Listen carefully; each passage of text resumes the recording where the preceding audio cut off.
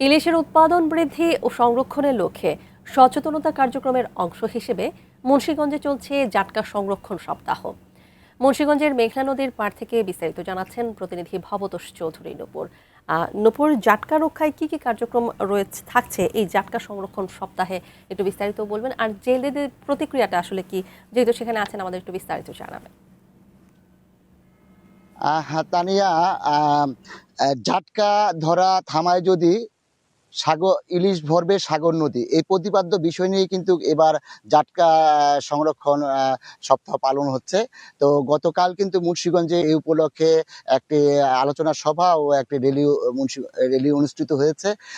পাশাপাশি আমি যতটুকু জানতে পেরেছি যে এই সংরক্ষণের জন্য কিন্তু ইতিমধ্যেই কিন্তু স্থানীয় প্রশাসন, আপনার পুলিশ প্রশাসন, নৌ পুলিশ, মৎস্য অধিদপ্তর, এসিল্যান্ড এবং যারা কোস্টগার্ড রয়েছেন তারা কিন্তু বিভিন্নভাবে কিন্তু এই নদীগুলোতে আপনার টহল অব্যাহত রেখেছেন। পাশাপাশি আপনার যেই জেলেরা আছেন এবং যারা আড়তদার আছেন তাদের বিভিন্নভাবে বোঝানোর চেষ্টা করছেন যাতে এই সময় জাটকা ধরা না হয় এবং জাটকা বিক্রি করা না হয়। আমি সকালবেলা বাজারে গিয়েছিলাম, কয়েকটি বাজারে ঘুরেছি, দেখেছি আসলে বাজারে কোনো ধরনের জাটকা নেই। আর মানে জাটকা সংরক্ষণের যে কার্যক্রম পরিচালিত হচ্ছে সেটা খুব ভালোভাবে পরিচালিত হচ্ছে।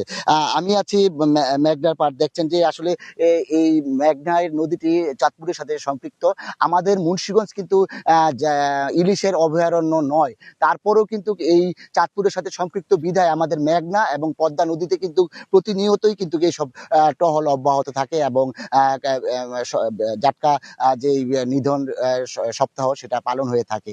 তো ইতিমধ্যে আমাদের এইসব কার্যক্রম পরিচালিত হচ্ছে এবং আগামী 13 তারিখ পর্যন্ত এই কার্যক্রম অব্যাহত থাকবে। আমি যদি আপনাকে একটি বিষয় জানিয়ে রাখি যে আগামী 15 এপ্রিল থেকে 11 জুন মানে মোট 58 দিন কিন্তু সাগর নদীতে সব ধরনের মাছ শিকার বন্ধ থাকবে। তো ইতিমধ্যে কিন্তু এই কারণে কিন্তু ইতিমধ্যে আমাদের মুন্সিগঞ্জের যেই প্রায় 11,000 জেলে রয়েছে, যারা বিজিএফ কার্ডধারী জেলে রয়েছে, তাদের কিন্তু ফেব্রুয়ারি মাসেই কিন্তু আপনার প্রতিটা ফ্যামিলিকেই কিন্তু আপনার 80 কেজি করে চাল দেওয়া হয়েছে এবং আমাদের এই মুন্সিগঞ্জে কিন্তু প্রায় 4,000-এর উপরে কিন্তু আপনার যে ইলিশ যারা ধরে তা সেই ধরনের জেলে রয়েছে।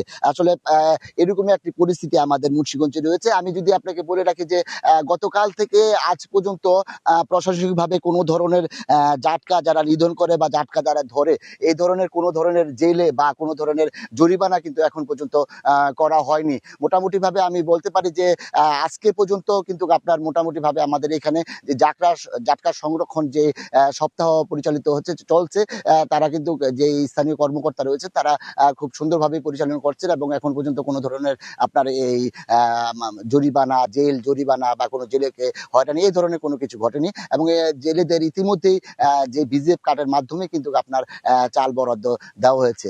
এই ছিল তা নিয়ে আমার মুন্সিগঞ্জের মেঘনা পাড় থেকে জাটকা নিধনের সপ্তাহে নিয়ে সর্বশেষ পরিস্থিতি।